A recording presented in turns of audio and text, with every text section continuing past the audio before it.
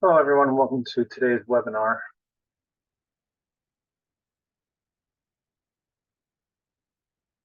Before we get into the current topic, we're just going to talk a little bit about the webinar that we did back in April, which was called the New Bull Market or Bear Market Rally Recap. Back then, we talked about the bull case, which was technical, and the bear case, which was fundamental. Fundamental meaning the economy was slowing, companies were starting to lose money, and the bull case being technical, meaning positioning was pretty negative, and there was some room for people to start buying stocks in the event that the recession was not imminent or delayed.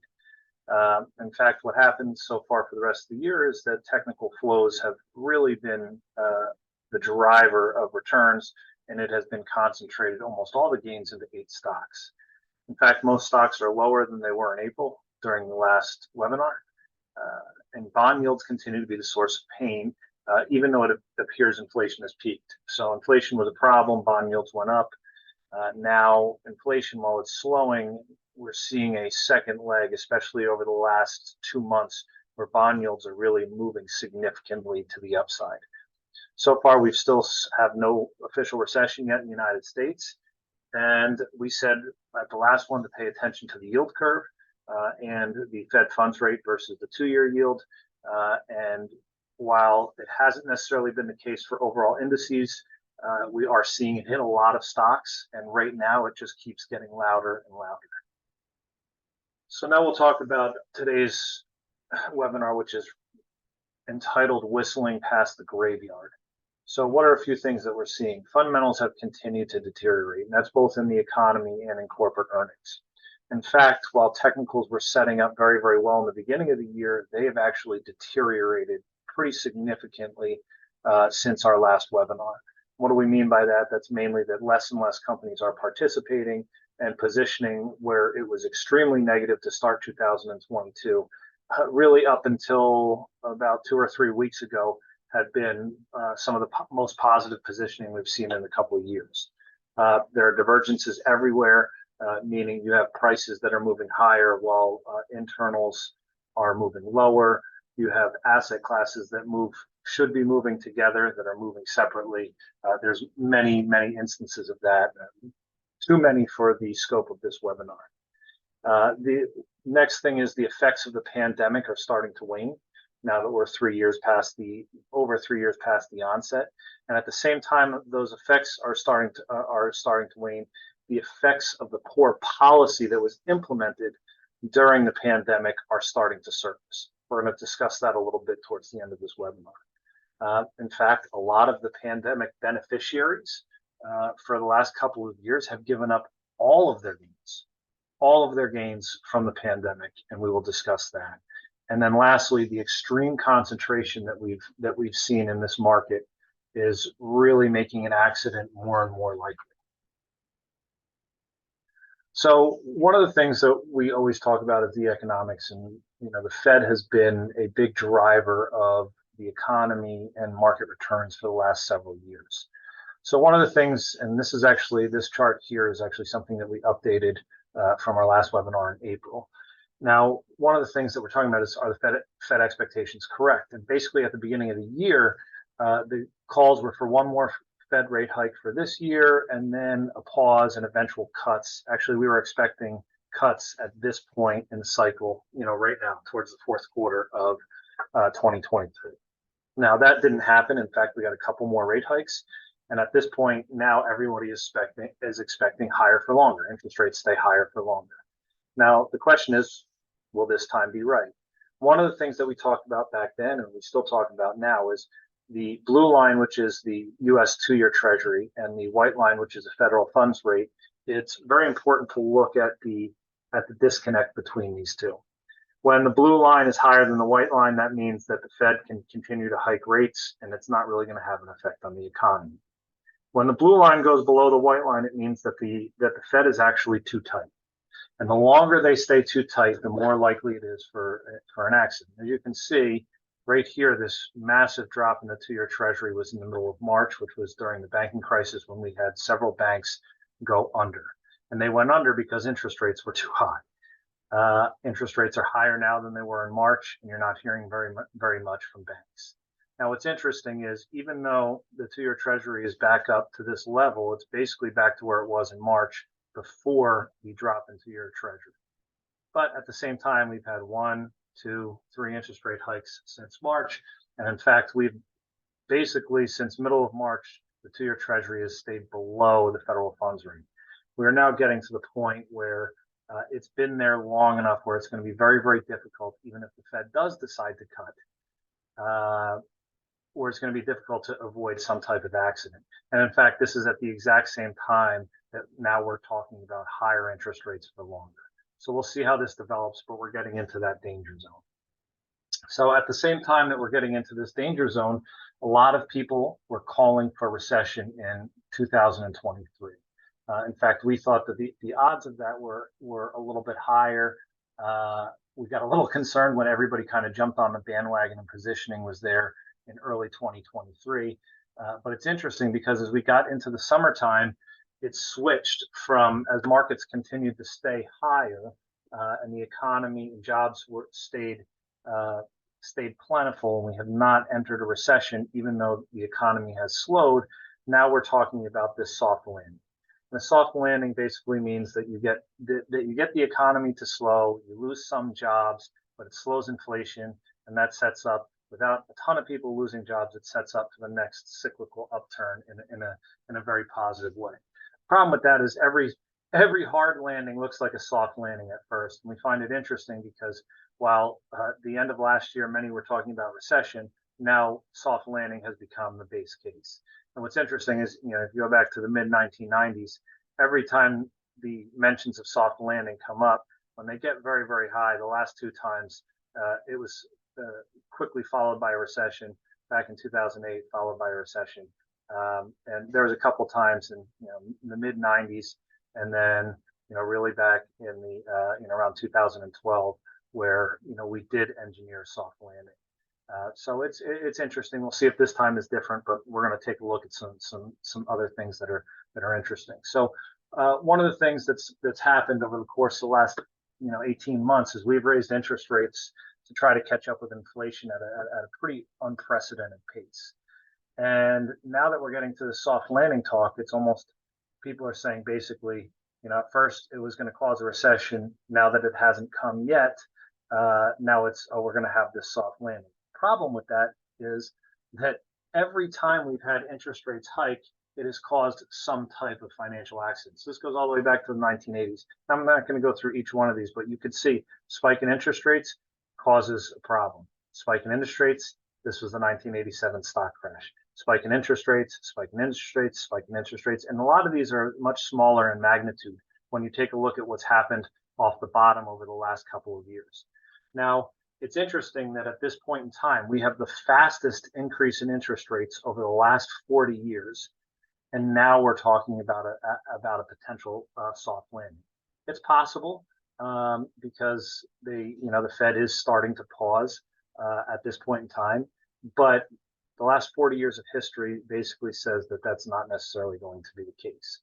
What's interesting about this is the same time we're talking about interest rates causing, rising interest rates causing the potential for an accident to happen, you also look at the explosion of debt that we've had. So it would make more sense that if you have that much more debt out there, then the effect of interest rates going up should have that much more of an adverse effect on the economy. And now we're saying that interest rates, the consensus is that interest rates don't matter. We are going to experience a soft landing, and that's simply not going to be the case.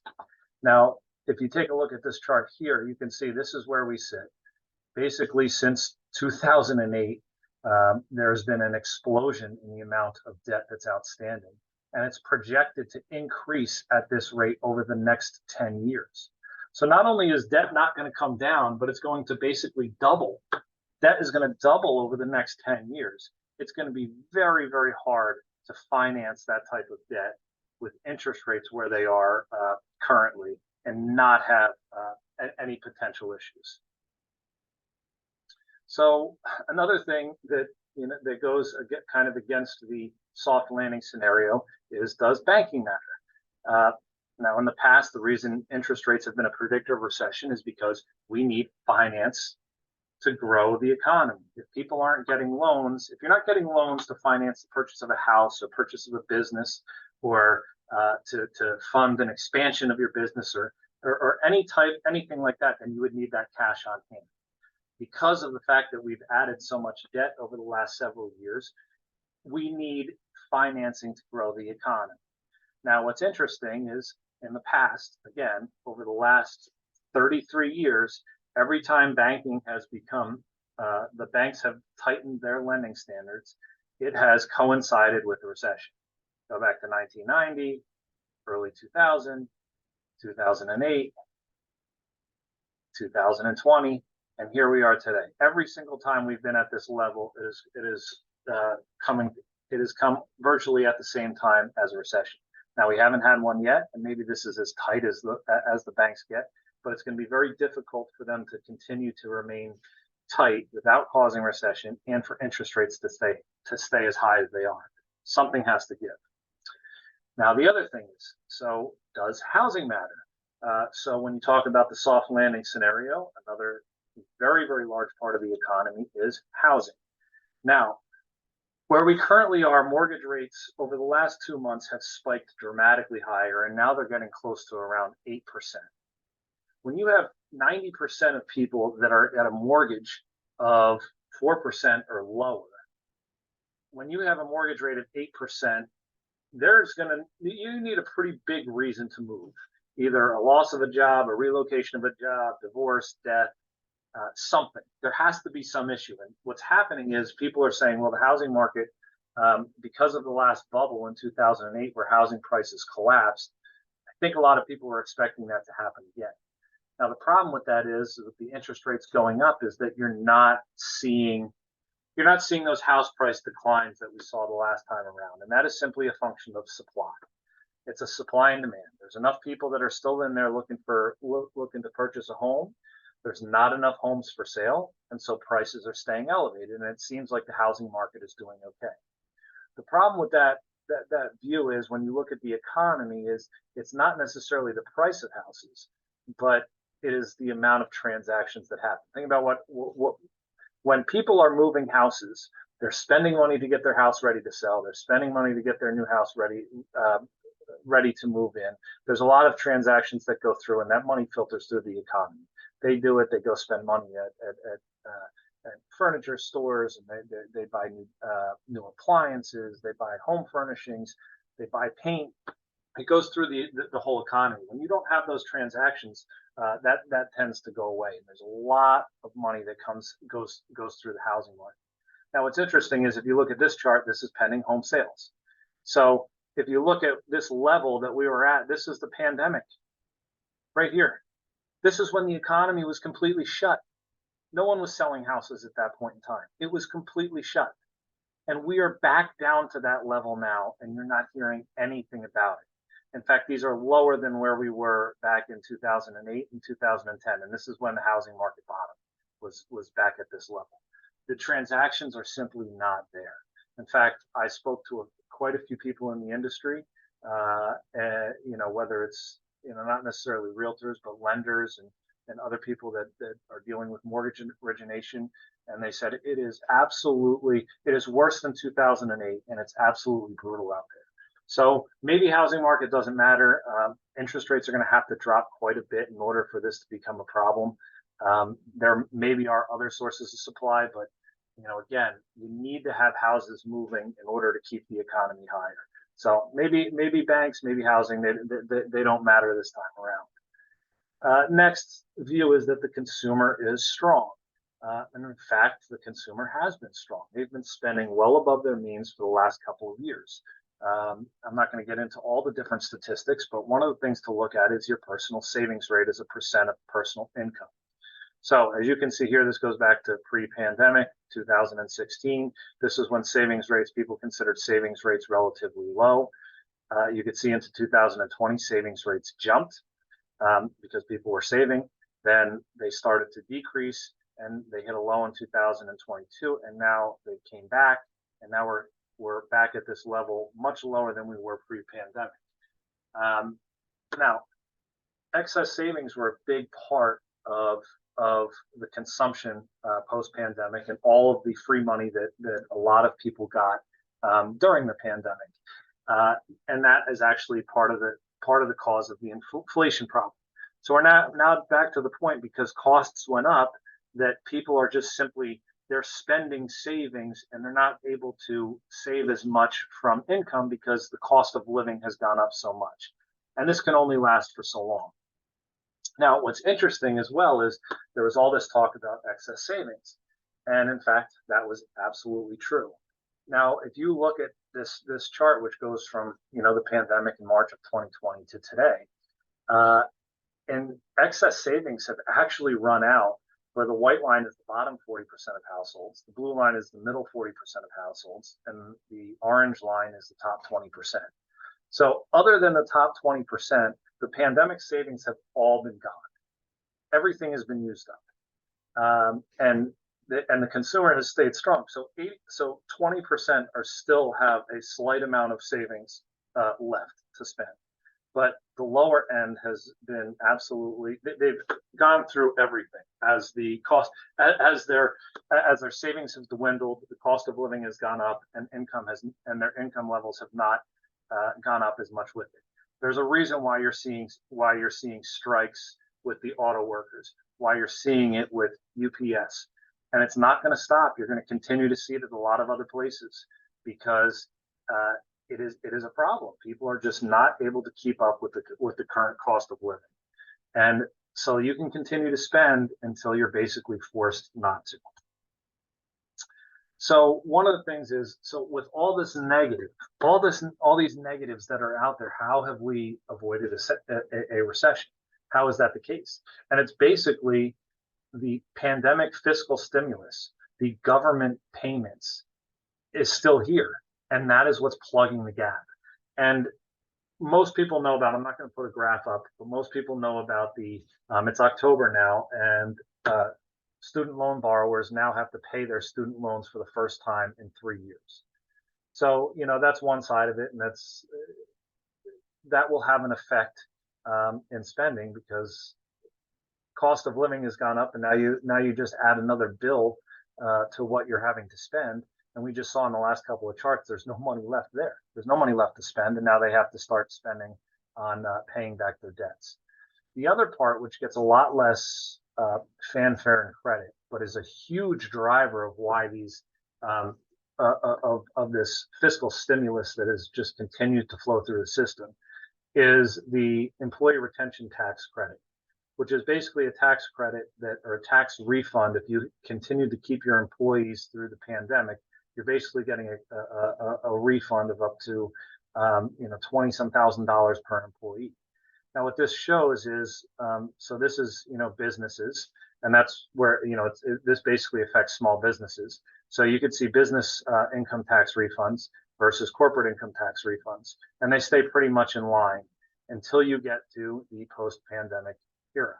Now, what happens is, they stay in line, they start to come back up, and then by middle of 2021, there's a gigantic divergence. Corporate income tax refunds drop, while business tax refunds just absolutely shoot through the roof. In fact, so much so that just a few weeks ago, they put a moratorium on all of these retention credits because of the amount of fraud that's been going through there. Surprise, surprise, you get free money from the government, and there's a bunch of fraud. No different than the PPP loans and other things, that other government programs that come out there.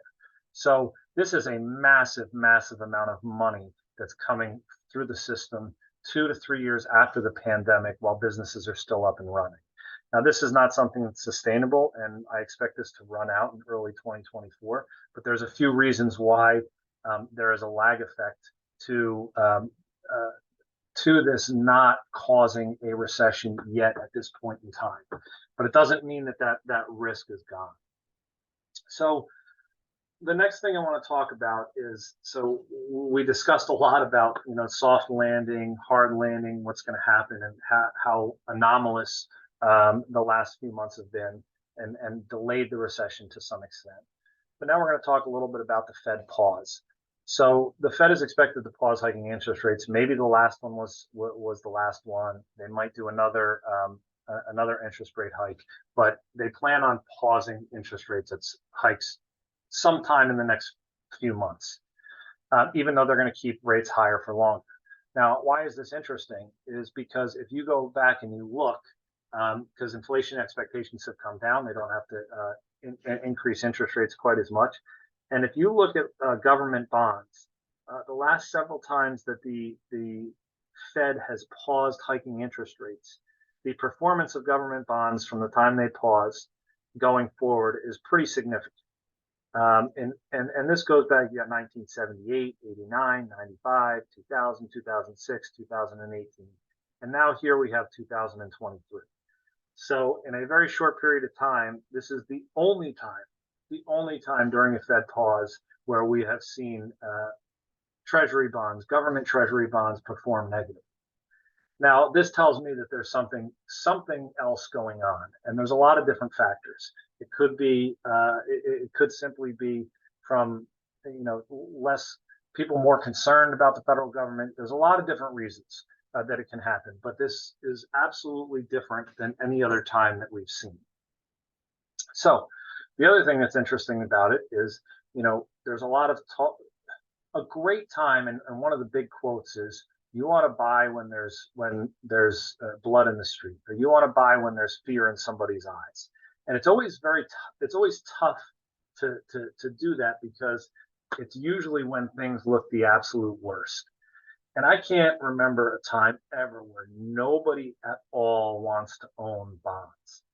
In fact, if you look at it right now, I mean, you're seeing it almost on a daily basis. You're getting guests on CNBC now that are putting charts out there saying that we're going to go to 13. I think it was Rick Santelli yesterday said we're going to see interest rates up 13 to 14% on Treasury bonds sometime in the near future.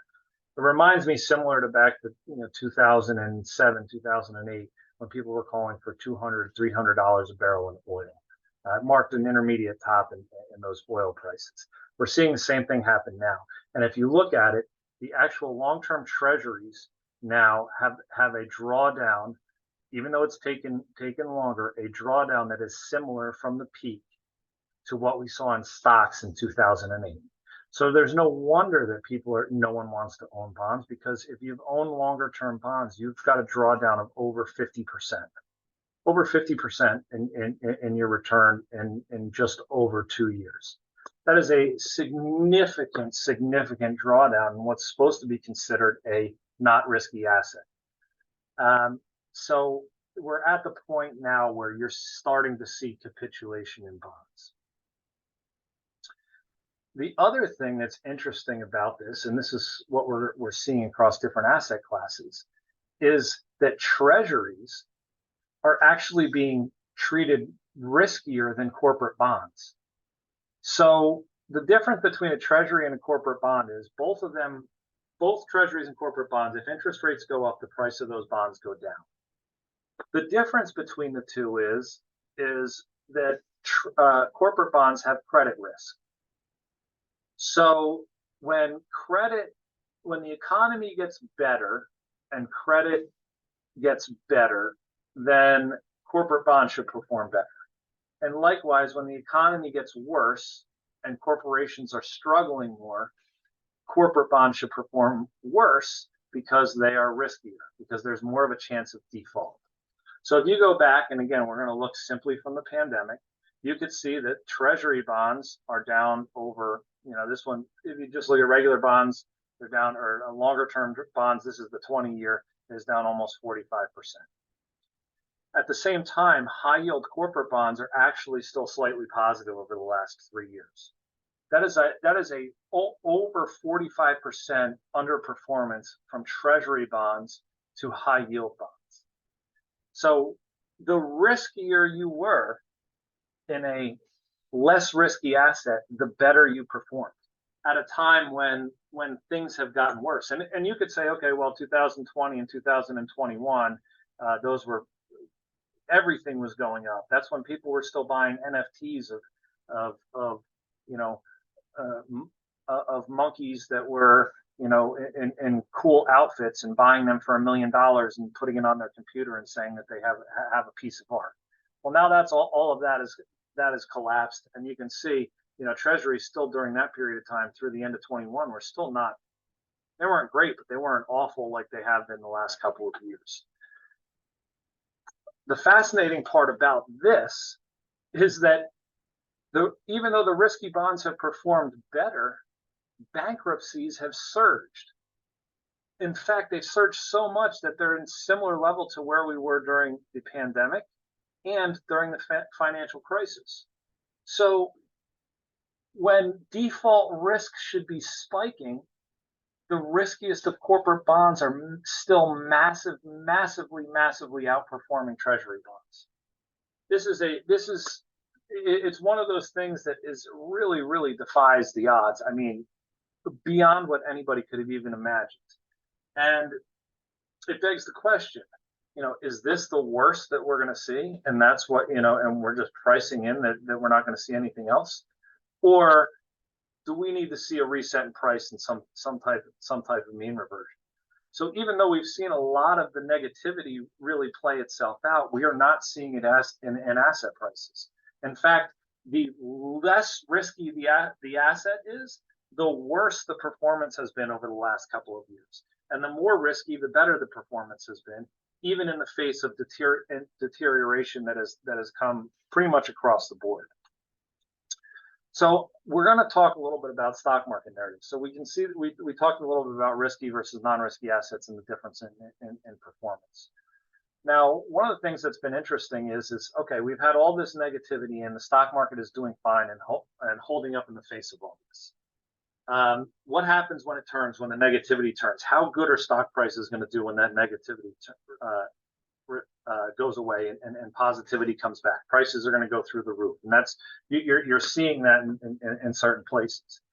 Now, that is true, but so far those returns have been very concentrated, and they're concentrated in the biggest names with the highest valuations.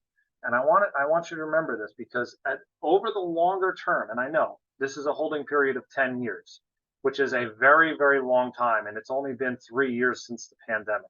So when you look at something like this and you see that this valuation matters over the longer term, then you could see that that price actually starts to make sense. And so when you look at this concentration, you look at that valuation, I want you to think about that as we move through the rest of this, that eventually mean reversion happens and valuation matters. So why do I want to start there? I also want to go back to stock market narratives, because we've been in this pre-pandemic, during pandemic, and post-pandemic world. And a lot of these pandemic winners have given up all of their gains. And it's significant because if you look at that, why have potentially some of the biggest beneficiaries given up all their gains, and yet markets have appeared to stay in relatively good shape? So I'm just going to take a look at one company right here, which is Pfizer. As you can see, this is pre-pandemic, this white line here, which is significantly higher than the current price. This was March 2020. And this level here was the announcement of the vaccine. From the announcement of the vaccine to where it is, the stock price is down about 26%. It's down, 18% from where it was pre-pandemic. Now, this is the company, regardless of how you feel about the vaccine, Pfizer made almost $100 billion worth of cash from the government on COVID vaccines over the last 3 years. This is a $200 billion company, made 50% of the entire market value of the company in cash just over the last couple of years. It's very difficult to understand why the price of the stock is down 26% from before it announced that vaccine. But that's the reality of where this price sits. So there's a pandemic winner that gave up all of its gains. Next, and you're going to see a lot of charts that are very similar in different industries. Next, this is a company, Clorox. Okay, so Clorox went crazy during the pandemic, and I just picked a point actually before the pandemic happened, and the stock did very well. and then it's been pretty much in a downtrend. And where does it sit now? It's well below where it was even pre-pandemic, and it's down about 22%. Now, again, yes, their earnings were inflated during this period of time, and they're not seeing that moving forward. But at the same time, this is a company that is very, very basic, and they've been able to raise prices over the last couple of years. So to think that this company should be 22% lower than where it was before the pandemic, it seems like a little bit of a stretch. And this is, like I said, a very, very basic company. And they do things other, everything. They don't solely sell, these are everyday items. People use them all the time, regardless of whether there's a pandemic or not. Similar to Pfizer. They have a lot of other drugs other than the COVID vaccine. So next, we'll talk about the reopening trade. And the view was that after the shutdowns, the economies were going to reopen and everybody was going to travel. And to a certain extent, that happened. Well, here's American Airlines. So obviously the stock price dropped during the pandemic, and then so here's the pandemic bottom. We are going to have this massive, massive reopening after the vaccines. You could see the stock price went up, and it didn't last long, other than maybe a couple quarters, and it's trended down since then, and actually it's down 59% from where it was before the pandemic, and is sitting virtually at pandemic lows. And this is after the fact that we've seen this gigantic reopening. We're talking about people that are traveling to Europe on all the time. You've got airports that are full, and yet the stock price is not reflecting it, is sitting near pandemic lows. Next, we'll talk about cruise lines. Now, this is something very similar. So you can see the cascade effect, the drop, because we shut down the entire economy. Now, it's down 70% to where it is today. You can see the reopening trade. It moved higher and went up pretty significantly, but it only lasted for a few quarters and dropped and is now sitting very similar to pandemic lows. And this is a time. Europe is filled with American tourists. Retired people are taking cruises like never before. There's a reopening. The consumer is strong. These are the types of narratives that we've heard for the last couple of years, and yet the stock prices are not reflecting it whatsoever. Lastly, or not lastly, but next, here's a mix of travel, technology, and the booming real estate prices, which is Airbnb. Now, you can see this is actually because they went public a little bit later. This is the end of 2020. And you can see that this price has gone absolutely nowhere over the course of the last couple of years. And this is in the midst, and this is even a technology company. So while technology has been the darling of this market, here's one that benefits from high real estate prices, travel, and technology. And the stock is still lower than where it was when it IPO'd. Here's another narrative that we hear, and it's one that we found interesting because given the inflation backdrop, the high valuations in stocks, the fact that we expected interest rates to move higher, we didn't expect them to continue to move higher, but we expected them to move higher. One of the areas that we thought would be a beneficiary was gold. I've never seen gold as a precious metal more hated than I've seen today. In fact, there's a lot of people saying, well, it doesn't work. It's just it's antiquated. It doesn't work as an inflation hedge. It's never going to work. It doesn't work as a safety trade. But what's interesting is if you look at some of the other stocks that we've seen, which have had tons of positive narratives to go with those stocks, and stock prices that have given up all their gains and then some. Here's gold, which is still, even though it's been up and down and basically been in a range, you're still sitting at about 11% higher than where it was pre-pandemic. So it's actually, for as much as this has not taken off, it has been a very, very good hedge, and has performed relatively well when you compare it to the bond market, and when you compare it to a lot of stocks in the market as well. So one of the things we talked about in the last webinar, and I want to address this again, is the question of, is this really a new bull market? And the question I have is, can this really be a new bull market when the average stock is at the same place it was pre-pandemic? So here's small cap stocks, which again, we're going to use this to represent the average stock. Here's the white line. This is where it was before the collapse in March 2020. It We moved higher in late 2020 and 2021. We've come down and we've bounced around this level one, two, three, and now four times. But those stocks have gone nowhere over the last 4 years. And so even from the bottom and the latest bottom in October 2022, yeah, they moved higher, but we're basically back to those October 22 lows when people were saying that we were in a bear market. Now we're in a new bull market, and the prices are claiming we're in a new bull market, and the prices are almost exactly the same. So it's very difficult to make the argument that we're in a new bull market when the average stock has gone nowhere and continues to test the lows of the last couple of years. Now, what happens, and just as a scenario, what happens if this level, and this level breaks? We could very easily get back to the pandemic lows. This is for the overall market. We've seen plenty of stocks, individual stocks, already go back to or surpass their pandemic lows, and you're talking about, another 30%, 35% down from here just to get back to this level. So this is a very important level for technicals in this market, because if this level doesn't hold, it's going to come back down here, and it can happen in a very, very quick way.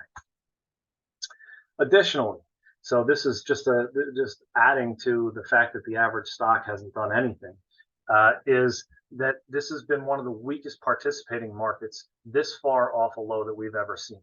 So, and this doesn't break down whether it's a new bull market or a bear market. This just says if you've had a low and you've gone 240 days since that low, how many stocks are actually rallying versus declining.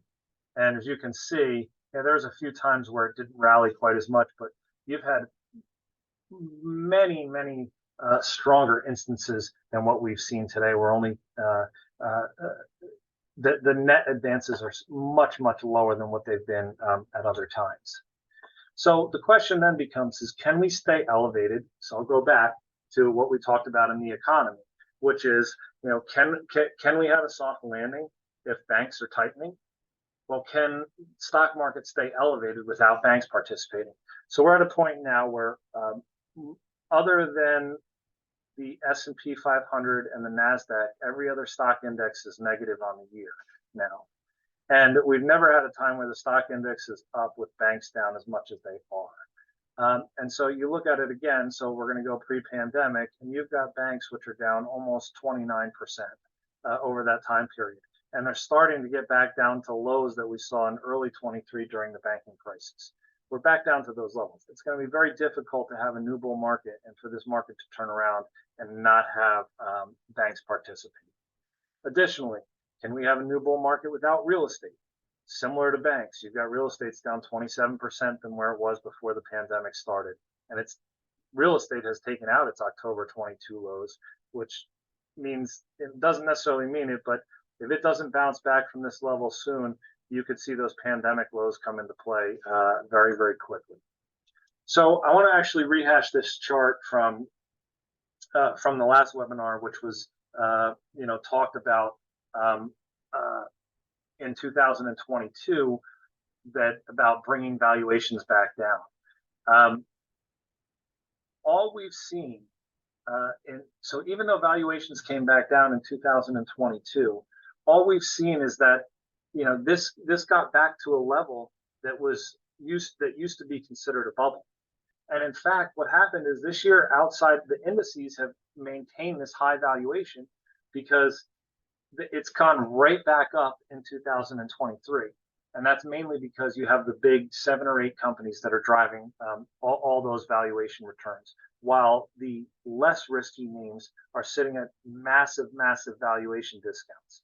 So, again, I want to go back to that slide where we talked about valuations and how over the longer term, it's really the only thing that matters for stock price returns.